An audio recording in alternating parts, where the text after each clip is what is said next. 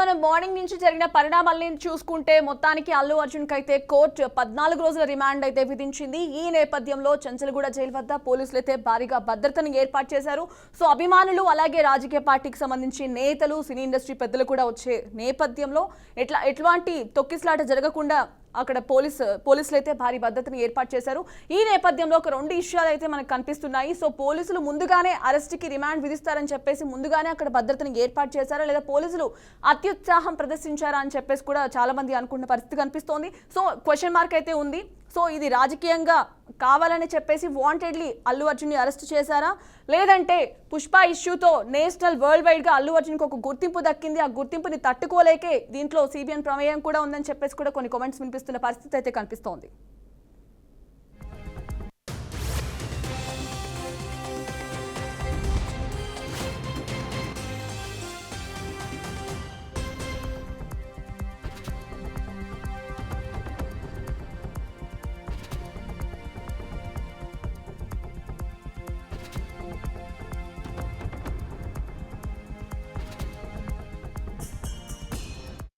So మొత్తానికి చూసుకుంటే హైకోర్టులో క్వాష్ పిటిషన్ పై వాడివేడిగా వాదనలు జరిగాయి. మొత్తానికి రేవతి మరణానికి ప్రత్యక్షంగా అల్లు అర్జున్ కారణం కాదని ఆయన తరపు లాయర్లు వాదించారు.